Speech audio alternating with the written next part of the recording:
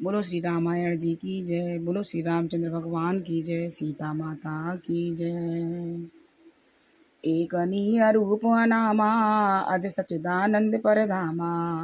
व्यापक विश्वरूप भगवाना तेई दर दे चरित कृत नाना। जो परमेश्वर एक है, जिनकी कोई इच्छा नहीं है, जिनका कोई रूप और नाम नहीं है, जो अजन्मा सच्चिदानंद और परम धाम है, जो सब में व्यापक और विश्व रूप है, उन्हीं भगवान ने दिव्य शरीर धारण करके नाना प्रकार की लीला की है। जो सो केवल भगत अनहित लागी परम कृपाल प्रणत अनुरागी। जय जन पर ममता अति छोहु जय करुणा कर कीन न कोहु। वह लीला केवल भक्तों के लिए ही की है, क्योंकि भगवान परम दयालु हैं, शरणागत के बड़े प्रेमी हैं, जिनकी भक्तों पर बड़ी ममता और कृपा है। जिन्होंने एक बार जिस पर कृपा कर दी, उस पर फिर कभी क्रोध नहीं किया। गई बहोर गरीब निबाजू सरल सबल साहिब रघुराजू। बुधवर नहीं हरि जस दस आनी करई पुनीत सुफल निजवानी। बे प्रभु श्री रघुनाथ जी को गई हुई वस्तु को फिर प्राप्त कराने वाले गरीब निवाज दीन बंधु, सरल स्वभाव, सर्वशक्तिमान और सबके स्वामी हैं। यही समझकर बुद्धिमान लोग उन श्री हरि का यश वर्णन करके अपनी वाणी को पवित्र और उत्तम फल देने वाला बताते हैं। तेई बल मैं रघुपति गुण गाथा करियऊ नाई राम पद माथा। मुनि ने प्रथम हरि की हृदय गाई ते बग चलत सुगम मोहबाई। उसी बल से महिमा का यथार्थ वर्णन नहीं, परंतु महान फल देने वाला भजन समझकर भगवत कृपा के बल पर ही मैं श्री रामचंद्र जी के चरणों में सिर नवाकर श्री रघुनाथ जी के गुणों की कथा कहूंगी। इस विचार से वाल्मीकि, व्यास आदि मुनियों ने पहले हरि कीर्तन की गाई है। भाई, उसी मार्ग पर चलना मेरे लिए अति सुगम होगा। अति अपार जे सरित भर जौन पसेतु कराए। चढ़ पिपी लिखाऊं परम लघु बिन श्रम पार ही जाए। सियावर रामचंद्र की जय। जे सकाम नर सुनई जगावई सुख संपत्ति नाना विधि पावई।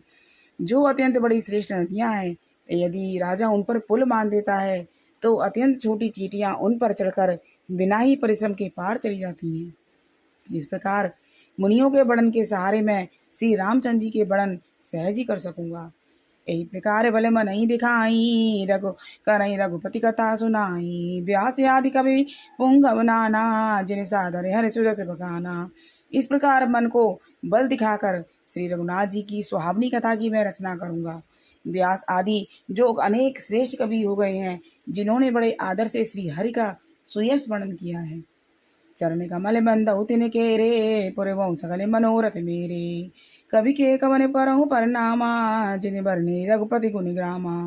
उन सब श्रेष्ठ कवियों के चरण कमलों में प्रणाम करता हूँ, वे सब मेरे मनोरथों को पूर्ण करें। कलयुग के भी उन कवियों को मैं प्रणाम करता हूँ, जिन्होंने श्री रघुनाथ जी के गुण समूहों का वर्णन किया है। जे प्राकृत कवि परम सयाने भाषा जिन हरि चरित बखाने।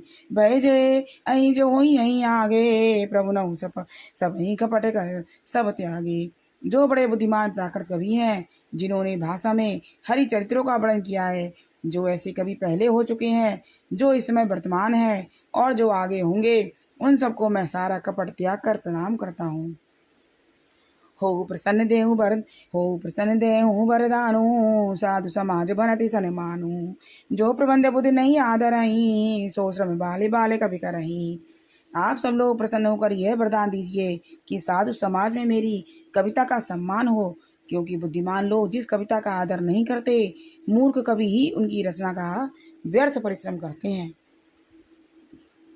कीरति भनते भूत बलि सोई सुर सरि सम सब कहते होई। राम सुकीरति भनति स्वदेशा समंजस अस मोहि अंदेशा। कीर्ति, कविता और संपत्ति वही उत्तम है जो गंगा जी की तरह सबका हित करने वाली हो। श्री रामचंद्र जी की कीर्ति तो बड़ी सुंदर है, सबका कल्याण करने वाली है, परंतु मेरी कविता भद्दी है, आसमान जैसे है। इन दोनों का मेल नहीं होता है, इसी से मुझे चिंता है। तुमरी कृपा सुलभ सो मोरे सियों सुहावन टाट पटोरे। परंतु हे कवियो, आपकी कृपा से यह बात मेरे लिए भी सुलभ हो सकती है। रेशम की सिलाई टाट पर भी सुहावनी लगती है। सरल कवित कीरति विमल सोई आदर सुजान। सहज बर बिसराई रिपु जो सुनि करई बखान। सो न होई बिनु विमल मति मोहि मति बल अति थोर।